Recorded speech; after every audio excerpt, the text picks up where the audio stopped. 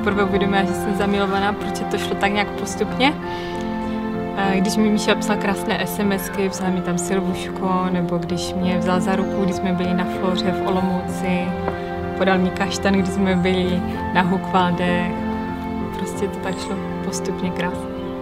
No mě se Silvuška líbila hned, to bylo hned takový dobrý pocit prostě, že má smysl pro humor, je skvělá.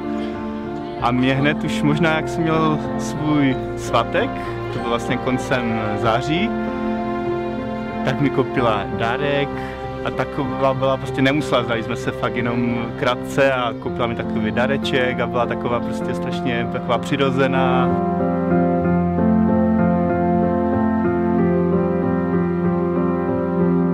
Tak Míša mě požádal o ruku v restauraci Carbon ve Frýdku v neděli 5. ledna 2014.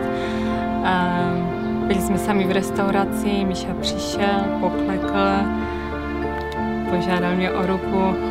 A dalo to celkem práci právě vychytat nějaké dobré místo, ať máme klid, soukromí, tak jsem si to tak jako všechno naplánoval, zařídil jsem to, takže nakonec v takové naší restauraci, tak jsem tam objednal pro nás takové zvláštní místečko a tam vlastně jsem pozval Silvušku, ona teda si tušila, že nevím, jestli věděla, že tam přímo požádám o ruku, ale tak asi tušila, že už něco bude. No, Míšovi rodiče na zasnubu reagovali tak, že ti to spíše čekali, ti si říkali, kdy už se ten Míša vysloví, takže ti už na to čekali a moji rodiče ti byli úplně překvapení, tatínek neměl slav poprvé v životě.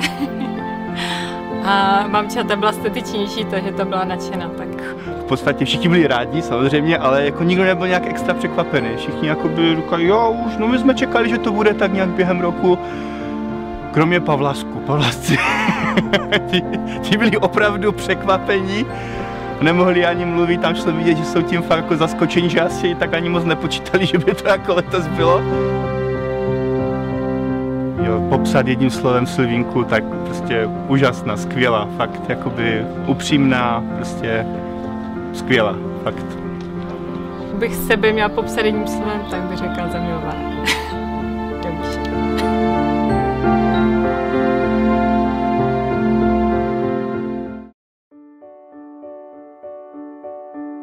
Moje představa o ideální neděli je, že si dáme dobrý oběd, zajdeme si spolu na procházku, bude svítit slunko, bude krásně, dáme si romantiku.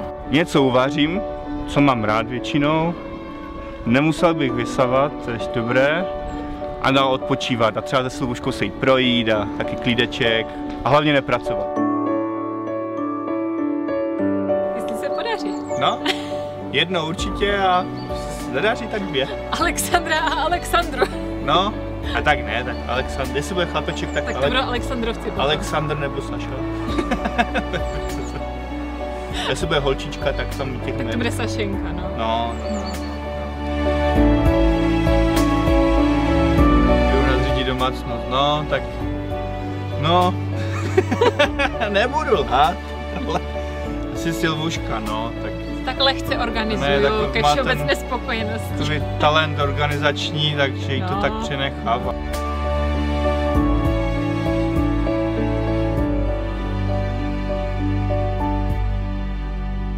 Dvě věci, pivo a klobáska, to jsou 2 věci, které Míša neodolá. Věc, které neodolá Silvuška, no tak to je jasné, to je nějaká čokoláda, buchta, koláč, to je jako... To vždycky zabere a to Silvuška v začátku jakože teda, že ne, ale nakonec jo, takže koláče, buchty, sladkosti. Ovladač na televizi, tak... Ovladač na televizi Míša ani nepustí z ruky. Občas přepnu něco, no, ale tak stejně ne. Já nemám šanci, jenom když je Míša na pivo, tak se můžu svobodně dívat na co chci v televizi. Ale já jako stíhám přepínat i tvoje pořady, takže já to tak pro oba stejně přepínám.